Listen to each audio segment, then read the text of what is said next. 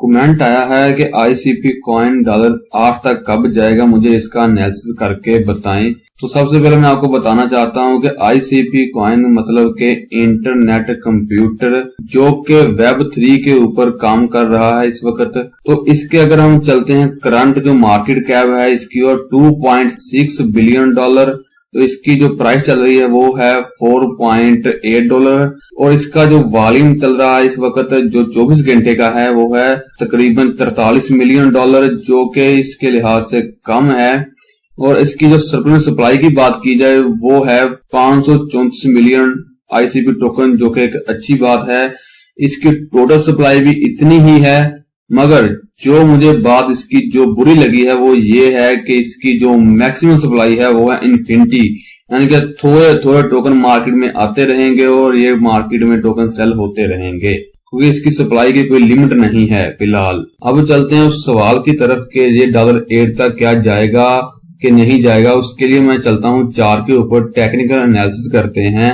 तो एक चीज आप देखें कि इसने अपनी जो आइडियल स्ट्रॉन्ग सपोर्ट है $4.4, इसको इसने होल्ड किया हुआ है, जो कि एक अच्छी बात इस कॉइन के लिए। इसके ऊपर हमें एक दिन की कंफर्मेशन कैंडल मिलनी चाहिए, जो कि अब हमें मिल चुकी है, वो भी एक हैवी वॉल्यूम के साथ, जो कि एक अच्छी बात है। अब इसने अपनी स्ट्रॉन्ग सपोर्ट होल्ड कर लिया है, तो क्या ये अपनी स्ट्रॉन्ग रेजिस्टेंस बनती है 1 डे टाइम फ्रेम के ऊपर $6.3, क्या उसको ये ब्रेक कर पाएगा? $8 की बात तो बाद में आती है भाईजान, तो इसको ब्रेक करना चाहिए 6.3 को। उसके लिए इसके दरमियान भी रेजिस्टेंसें आ रही हैं इस एरिया में, तो इस चीज को देखने के लिए मैं आपको इस कॉइन के ऊपर फिबोनाची रिट्रेसमेंट लेवल लगाकर बताना चाहता हूं कि इसको अपना जो गोल्डन एरिया बनता है फिबोनाची का, तकरीबन उसकी प्राइस है 5.1 और 5.2 के दरमियान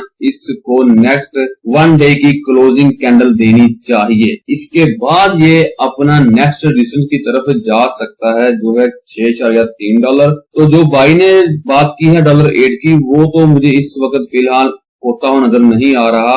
हो सकता है मार्केट बुल रन में जाए तो ये वापस से $8 की तरफ चला जाए। तो अब इसका एक और इंडिकेटर देखते हैं, वो है RSI तो थोड़ा बुलिश है। वो हमें बता रहा है कि जब भी ब्लू लाइन ने इस येलो लाइन को क्रॉस किया है उसके बाद इसकी प्राइस में एक अच्छा मोमेंटम आया है। तो अगर आप हिस्ट्री में भी देखें, लास्ट टाइम जब ब्लू लाइन ने येलो लाइन क्रॉस किया था तो इसकी प्राइस ऊपर गई थी अपने रेजिस्टेंस के पास, जो बनती है $6.3। तो उससे पीछे भी चले हिस्ट्री में थोड़ा सा, वहां पर भी ऐसे ही सिनेरियो प्ले हुआ था कि ब्लू लाइन ने क्रॉस ओवर किया था येलो लाइन को RSI में, तो उसके बाद इसकी प्राइस में मोमेंटम आया था।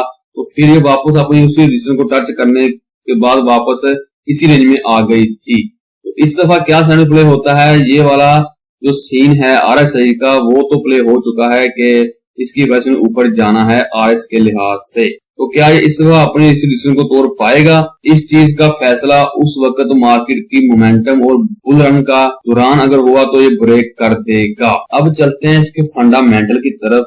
फंडामेंटल में आपको मैं एक चीज बहुत अच्छी तरह बताना चाहता हूँ कि ये प्रोजेक्ट कोई आम प्रोजेक्ट नहीं है, ये एक अच्छा फंडामेंटल होल्डर है। पहली बात तो ये कि ये Web3 का प्रोजेक्ट है, हमें नहीं बोलना चाहिए कि नेक्स्ट जो फ्यूचर है वो Web3 का ही है।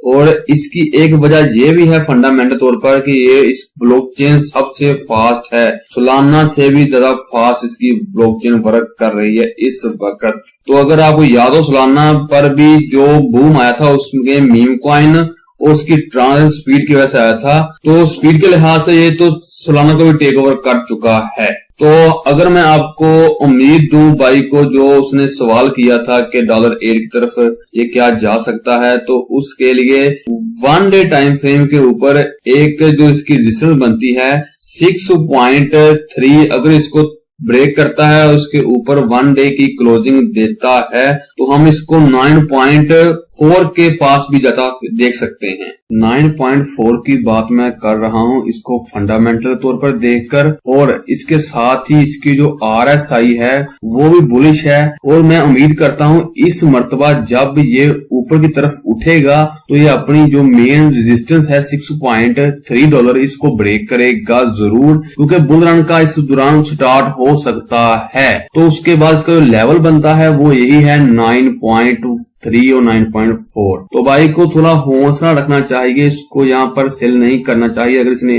$8 पर बाय कर लिया है।